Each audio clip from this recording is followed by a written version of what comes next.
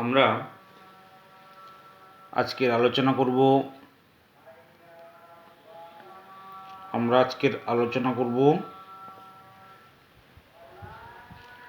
Hydrogen bond নিয়ে আলোচনা করব। হাইড্রোজেন বন্ড বলতে আমরা বলবো উইক অ্যাট্রাকটিভ ফোর্স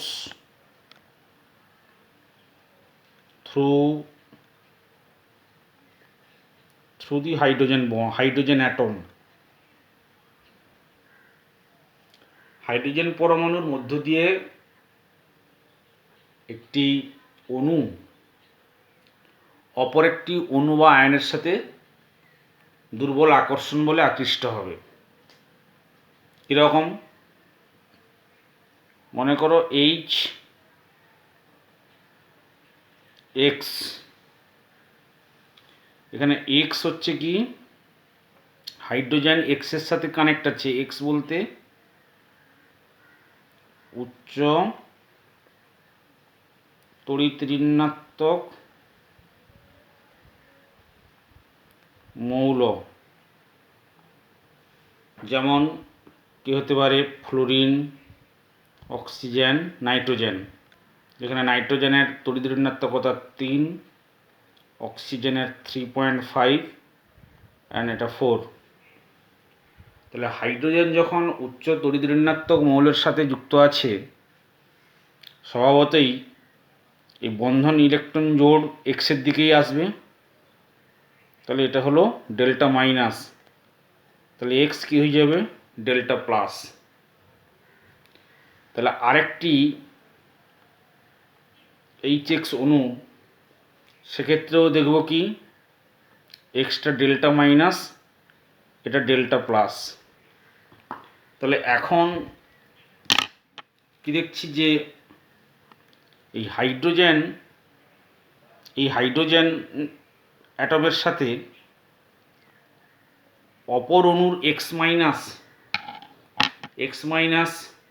এক্স যে অ্যাটম যার চার্জ ডেল্টা মাইনাস, তার মধ্যে একটা মৃদু আকর্ষণ বল তৈরি হয়েছে। এটাকেই বলা হচ্ছে হাইড্রোজেন বন্ড। তাহলে হাইড্রোজেন উচ্চ তড়িৎ ঋণাত্মক মৌলের সাথে যুক্ত হতে হবে এবং এই যে এক্স, এটার আকার ছোট হতে হবে, তাহলে এক্স উচ্চ তড়িৎ ঋণাত্মক মৌল এবং আকারে ছোট এরকম পরমাণুর সাথে সমযোজী বন্ধনে আবদ্ধ থাকাকালীন অবস্থায় অপর ঐরূপ একটি অণুর উচ্চ তড়িৎ ঋণাত্মক এবং আকারে ছোট পরমাণুর সাথে যে দুর্বল আকর্ষণ বলে লিপ্ত হচ্ছে, এই বন্ডটাকে আমরা বলছি হাইড্রোজেন বন্ড। আবার এরূপও হতে পারে যে HX, এখানেও এক্স আকারে ছোট উচ্চ তড়িৎ ঋণাত্মক মৌলক। আবার অপর একটি অণু যেখানেও হাইড্রোজেন, তাহলে এখানে ওয়াইটাও এক্স ভিন্ন অপর কোনো উচ্চ তড়িৎ ঋণাত্মক মৌল এবং আকারে ছোট। তাহলে এই মতো অবস্থায়ও হাইড্রোজেন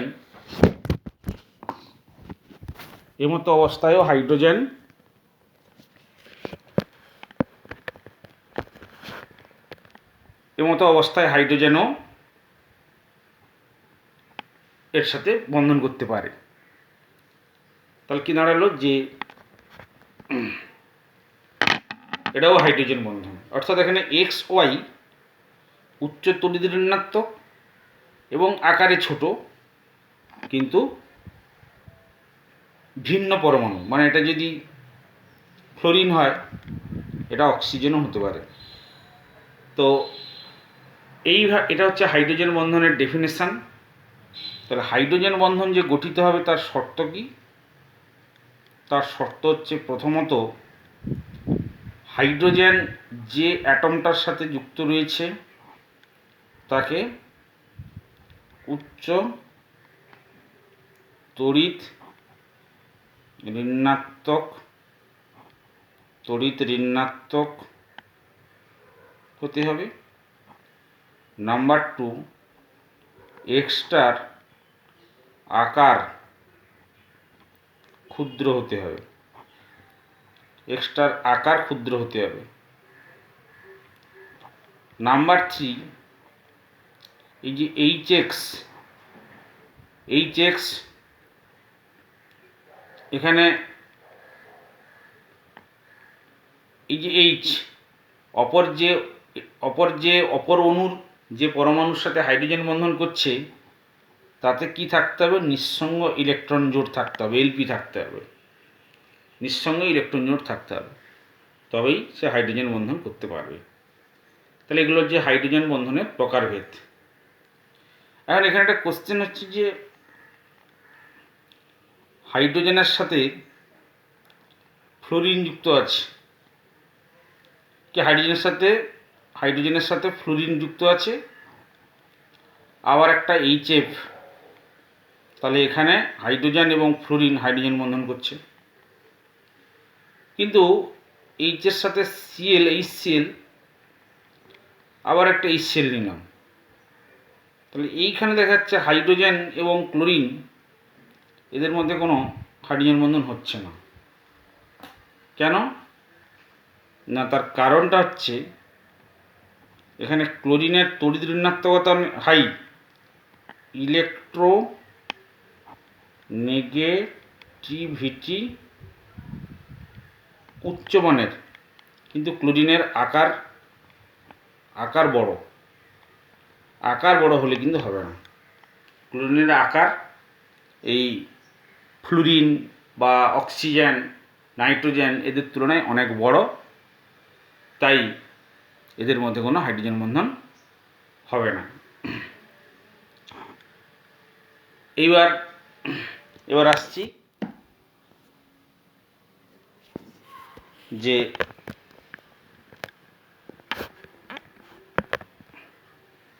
তাহলে হাইড্রোজেন বন্ধনের শর্ত হয়ে গেল। তাহলে হাইড্রোজেন বন্ধনের বৈশিষ্ট্য কি? হাইড্রোজেন বন্ধনের বৈশিষ্ট্য হাইড্রোজেন বন্ধনের বৈশিষ্ট্য 1 নম্বরে বলছে যে সমযোজী বন্ধনের চেয়ে হাইড্রোজেন বন্ধন অনেক বেশি দুর্বল। তাহলে সমযোজী বন্ধনের তুলনায় অনেক দুর্বল।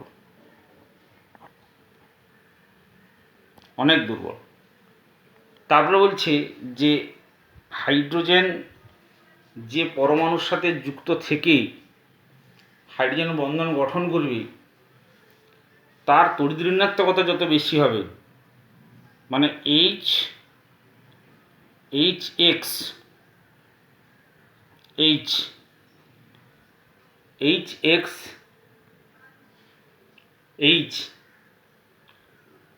এখন এই এক্সটার যত ইলেকট্রোনেগেটিভিটি বেশি হবে, এর তড়িৎ ঋণাত্মকতা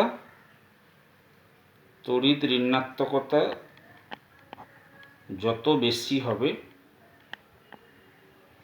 তত এই যে হাইড্রোজেন বন্ড দৃঢ়তা, এর দৃঢ়তা বাড়বে। যেমন ফ্লোরিন হাইড্রোজেন বন্ধন, এর দৃঢ়তা কিন্তু বেশি কার তুলনায়? ও হাইড্রোজেন বন্ড এর দৃঢ়তা আরও বেশি, কারণ অক্সিজেনের ইলেকট্রোনেগেটিভিটি ফ্লোরিনের তুলনায় বেশি, ইজ গ্রেটার দেন নাইট্রোজেনের মধ্যে যদি হাইড্রোজেন বন্ধন হয় তাহলে তার দৃঢ়তা অনেক বেশি হবে। তারপরে বলছে যে এই হাইড্রোজেন বন্ধনের নির্দিষ্ট অভিমুখ আছে,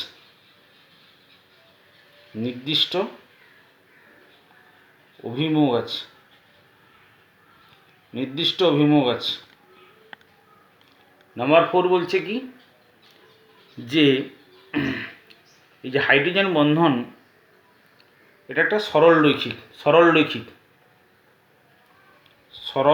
প্রকৃতির হয়, সরল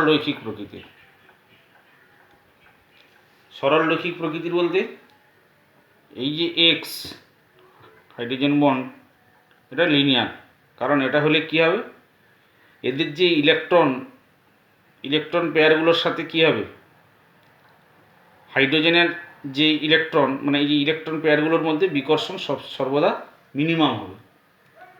হাইড্রোজেন বন্ডটা তাহলে সরলরৈখিক প্রকৃতির হলো। আর বলছে হাইড্রোজেন বন্ধন যখন একাধিক হবে তখন অণুগুলো কিন্তু সংযোজিত অবস্থায় থাকে, সংযোজিত অবস্থায় থাকে। তাহলে এই গেল হাইড্রোজেন বন্ধনের বৈশিষ্ট্য। এবার হাইড্রোজেন বন্ধনের প্রকারভেদ, একটা হচ্ছে কি আন্ত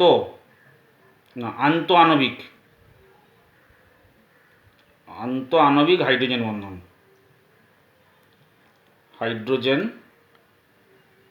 বন্ধন, যাকে ইংরেজিতে বলে ইন্টারমলিকুলার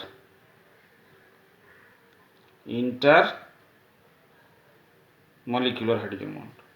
এখানে যখন হাইড্রোজেন বন্ডটা অনেকগুলো অণুর মধ্যে হবে,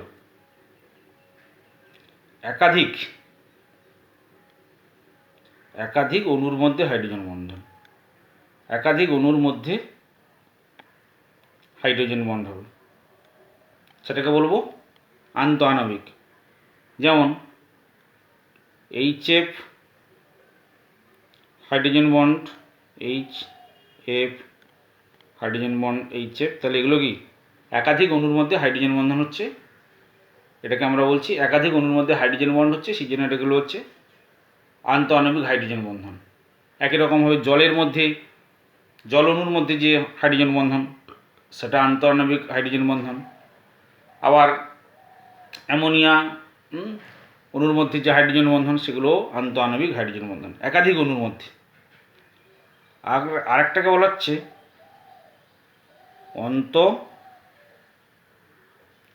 আণবিক হাইড্রোজেন বন্ধন, যেটাকে ইংরেজিতে বলে ইন্ট্রামলিকিউলার হাইড্রোজেন বন্ধন। এটা কি একটি অণুর বিশেষ অংশে হবে, একটি অণুর বিশেষ অংশে হবে। যেমন আমি একটা এক্সাম্পল দিচ্ছি, এই একটা অণু, এই অণুটাকে এটাকে বলা হচ্ছে অর্থো নাইট্রোফেনল, এই যৌগটার নাম হচ্ছে অর্থো নাইট্রোফেনল। তাহলে এখানে H উচ্চ তড়িৎ মৌল এবং আকারে ছোট পরমাণুর সাথে যুক্ত থেকে অপর একটি উচ্চ তড়িৎ এবং আকারে ছোট সাথে হাইড্রোজেন বন্ধন করছে, তাহলে এটা হাইড্রোজেন বন্ড। তাহলে এটা কী হলো, একটি অণুর বিশেষ অংশে হাইড্রোজেন বন্ড গঠিত হয়, এটাকে আমরা বলছি আন্তঃআণবিক বা ইন্ট্রামলিকুলার হাইড্রোজেন বন্ধন। এরপরে আমরা হাইড্রোজেন বন্ধনের বিভিন্ন রকম অ্যাপ্লিকেশান দেখাবো। অ্যাপ্লিকেশানগুলো কীরকম, তাহলে আমরা এবারে আসছি কি যে প্রয়োগ বা অ্যাপ্লিকেশানে আসছি। বইতে প্রচুর অ্যাপ্লিকেশান দেওয়া আছে, ছাত্রছাত্রীদের বলছি যে প্রত্যেকটা অ্যাপ্লিকেশানে দেখবে হাইড্রোজেন বন্ধন এক জায়গায় হচ্ছে আর এক জায়গায় হাইড্রোজেন বন্ধন হচ্ছে না। হাইড্রোজেন বন্ধন যেখানে তৈরি হচ্ছে, হাইড্রোজেন বন্ধন তৈরি হওয়ার ফলে অণুগুলো তারা একত্রিত অবস্থায় থাকে, সংগনিত অবস্থায় থাকে, যার ফলে তাদের স্ফুটনাঙ্ক বেশি হয়। তারা কি না, তাদের স্ফুটনাঙ্ক অনেক বেশি হয়, তাদেরকে আলাদা করতে গেলে বেশি তাপশক্তি খরচ হবে, এরকম একটা ব্যাপার। যেমন আমি একটা প্রয়োগ এক্সাম্পল দিয়ে বলছি যে গ্রুপ নাম্বার 16 গ্রুপ নাম্বার 16-এ অক্সিজেন আছে, সালফার আছে। এই দুজনের অক্সিজেনের হাইড্রাইডটাকে আমরা বলছি H2O, আর সালফারের হাইড্রাইডটাকে বলছি H2S। তাহলে H2O এবং H2S এর মধ্যে এর কিন্তু মলিকুলার মাস, মোলার মাস কিন্তু বেশি।